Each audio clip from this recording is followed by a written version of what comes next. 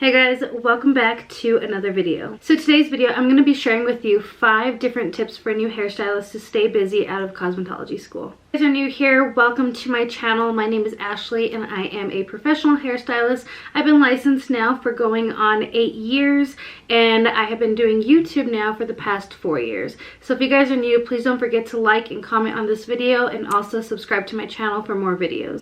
So let's go ahead and get started with the video. So tip number 1 is to utilize social media.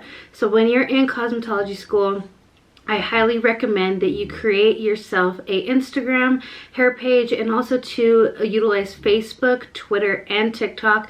TikTok right now is booming, so make sure that you get on that. Always make sure that you're posting every single day, and not just every day that you're posting one picture or one post, whatever it is. If it's a video, if it's a post, I would recommend that you at least post twice a day, sometimes even 3 times a day. Use your stories a lot. People often utilize stories because the majority of the time people are going through stories, they're scrolling down on the Instagram feed. So always make sure that you are posting to any of these social medias. This is going to help you gain your clientele, but also it's going to keep you busy right after you get out of school. Whenever you graduate cosmetology school, sometimes it can get a little bit slow and you want to make sure that you're just staying busy, especially with the hairstylist business. I feel like you constantly have to keep posting just to make sure that you're getting a good clientele, that you're getting people into your chair, and also too that people start following your Instagram page. It helps a lot of people follow you and find you. Of course, whenever you're posting, make sure that you're posting the city that you're in. So when you graduate cosmetology school, you want to make sure that you're utilizing social media, even if you're posting to your stories every day and just showing what you're doing on your client, what you're working on, how your station looks. People actually like to see that, and it gains a lot more followers to your page. And also too, whenever you're posting a post on Instagram, make sure to tag the city that you're in, and do a lot of hashtags. That way it makes it easier for people to find you. Tip number 2, I would say work on your social skills. As being a hairstylist and working with so many people a day, you want to make sure that your social skills are really good. Sometimes you're dealing with many different personalities, and it's always good to make sure that you're very professional and that you're keeping up with a lot of people and the trends. That way you can talk to people and let them know kind of what's going on. Surprisingly, a lot of clients, even though they might seem a little bit intimidating nowadays, or they might just have a very standoffish personality, always recommend to them, open up new things. Surprisingly, they actually want to hear that from you. Be open with them, come to them in a very open way. That way they feel very comfortable talking to you, and just be professional about the whole situation. I could tell you guys one thing, a lot of my clientele loves how professional I've come to them, how I keep things in my salon. So always make sure that the salon is looking nice.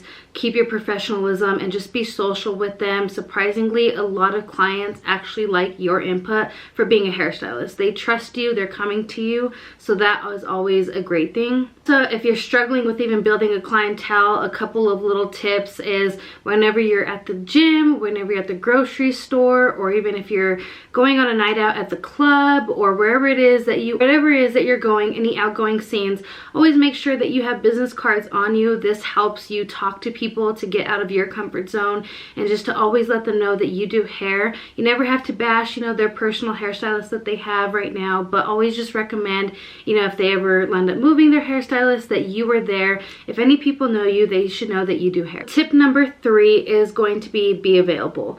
Now I know this can go into, gaining your own clientele as well, but whenever you're slow and you really don't know what to do, just be available, even for times that you're like, okay, I have a day I woke up, I had a few cancellations. Instead, I'm not going to go into the salon. I'm just going to chill at home or go out with friends.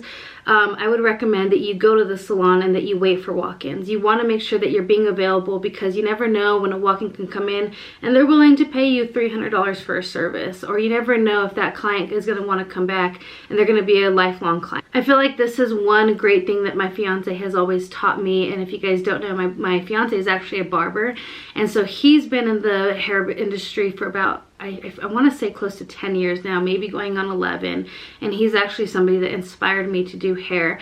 But he always taught me this one thing: You want to be available. Now, what I mean by that is before you have your freedom of being able to make your own schedule and having your clientele already set, be available for people. I know it can be very hard, especially coming out of cosmetology school. You may be a little bit slow or you might not have any walk-ins, but just be available before you have your freedom.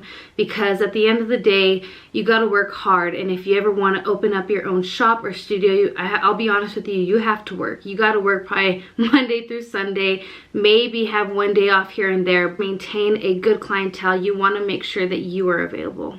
Tip 4 is just to stay busy. Now, I know I could say that with a lot of things that I've already said, but one of the greatest things, especially for a new stylist coming out of cosmetology school, is if you're working at a salon or you're just being an assistant for right now, make sure that you're folding towels. Make sure that you are asking questions with other hairstylists, you know. Make sure that their client doesn't mind you watching them do their hair.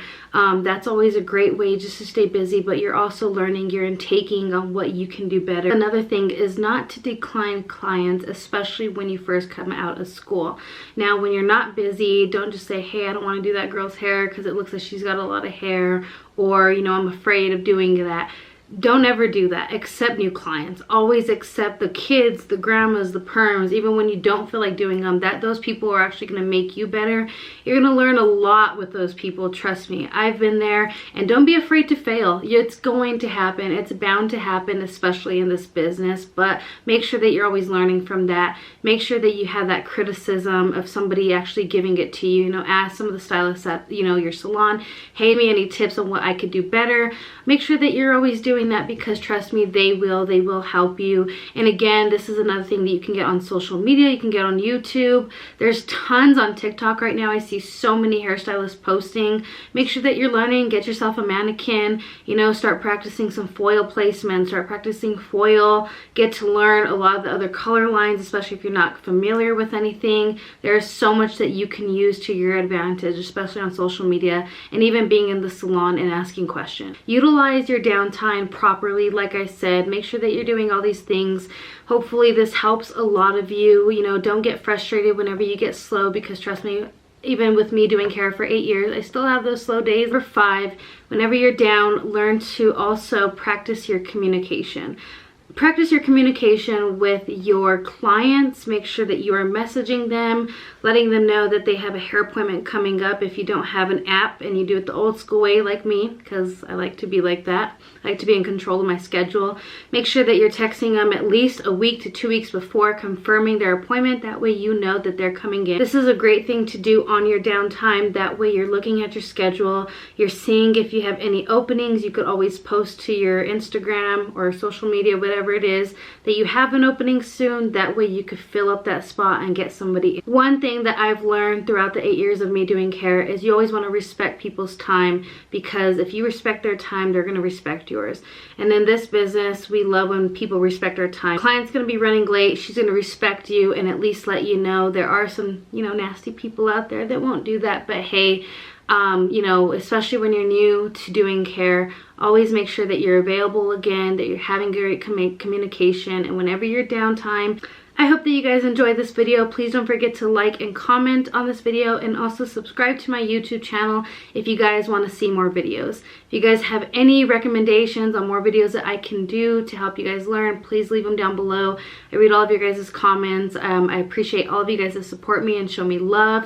If you guys ever leave a nasty comment, please don't do that here. We are all for learning and respecting each other, and also too, if we're being a hairstylist in this community, we want to uplift each other and just help each other learn. Okay.